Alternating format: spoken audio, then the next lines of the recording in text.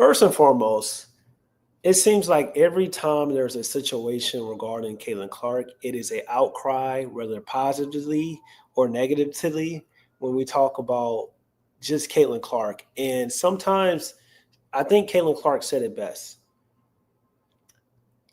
It's basketball at the end of the day. And sometimes people try to make things out to be more than it needs to be because everybody knows that Caitlin Clark, anytime you mention her, whether in a positive way or a negative way, it's going to draw attention. Anytime something happens to Caitlin Clark in a positive or negative way, it's going to draw attention.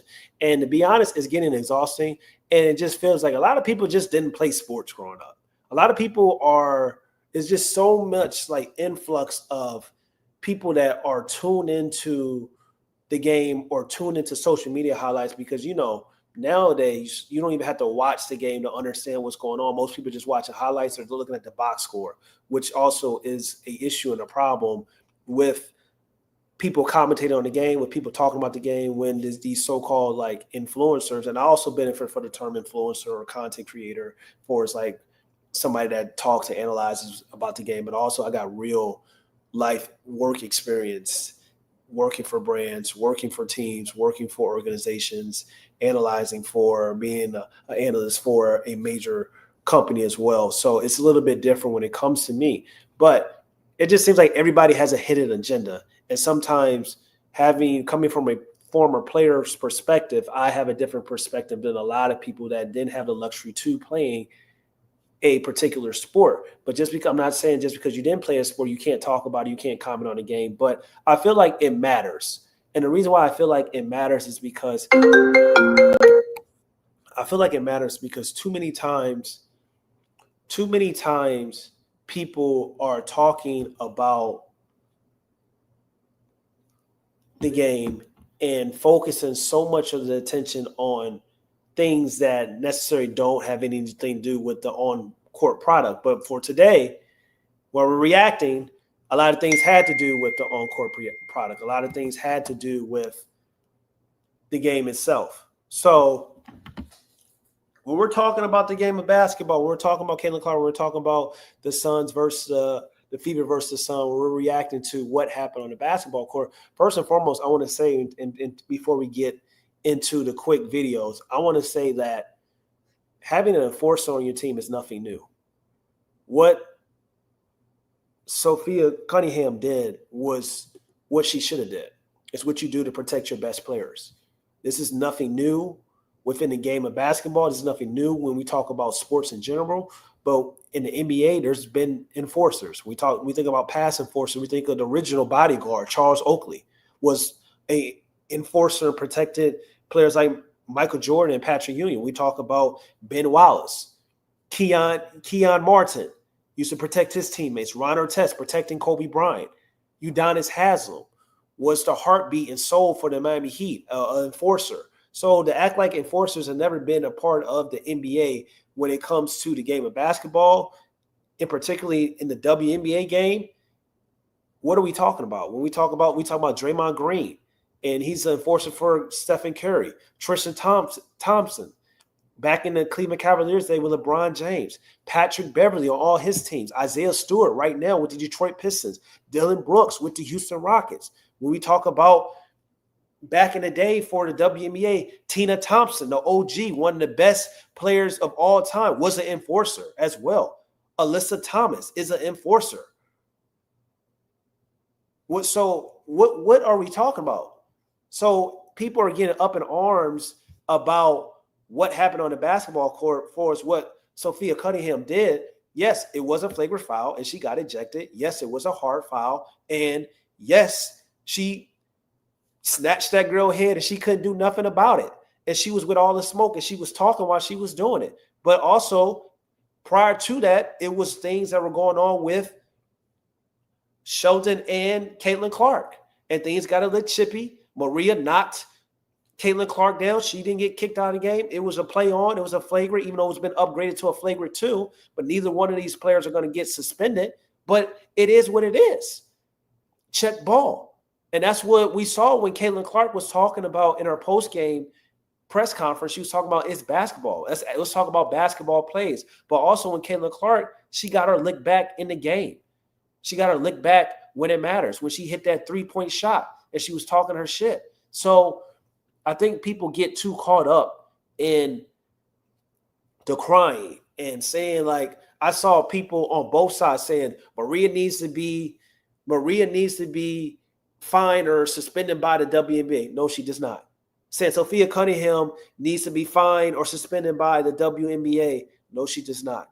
It's like on both sides, it was craziness, whether they were pro Caitlin Clark or against Caitlin Clark. And to be honest, both of those things happen in the game of basketball. But to pretend like it does not happen, to pretend like this is something brand new, it makes absolutely no sense whatsoever. They got confused over Sophie's pretty looks and forgot about her history in Taekwondo. I was waiting for her knee. Yo, that's hilarious, Kimberly Baker. But it just goes to show you that's what I'm saying. People, there's enforcers in the game of basketball. There's always been enforcers in the game of basketball. Even like these players aren't soft. Basketball is a physical sport, contrary to popular belief. So I had no problem with what was going on. But let's go talk about some of the things that we are seeing right now based on everything that is being talked about. Look at this. And like I said, both sides is kind of crazy. WNBA fans have now made a penchant to have Sophia removed from the league. You can't make this up. This is what we talk about. This is what we talk about going overboard. Sign a petition to remove Sophia Cunningham from the league, which she displayed tonight was disgusting. Like, this is the overboard. This is the, like, what are we talking about? Let's keep it going. And this is what Kayla Jacy Sheldon and she got active. This is what it's about. This is heart. This is energy. This that spirit. This that passion. 20-point lead. Caitlin Clark with a few words with Jacy Sheldon and keeping the crowd engaged. And Christmas Kelly escorting her back to the bench. Jacy Sheldon is there with her hand in her face.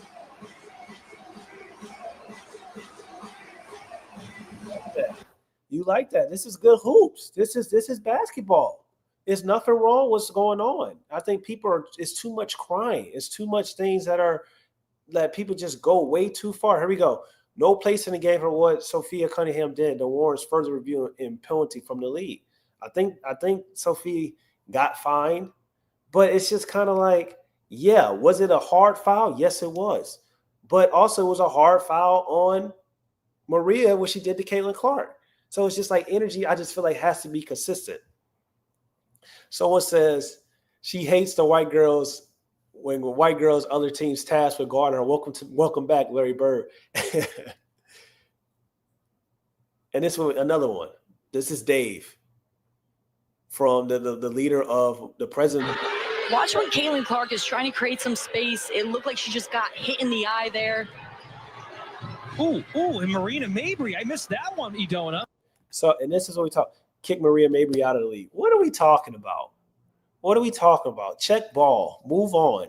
Like, let's not make things bigger than what they have to be. So that was my biggest thing of just reacting to some of the things that have been talked about. And here's another one, because I think this is the most important. This is the most important takeaway that we can get from it is what Caitlin Clark said. Exciting. Y'all want to talk about that? Let's talk about that. At the end of the day, I'm here to play basketball, and that's my job. That's what I'm going to do.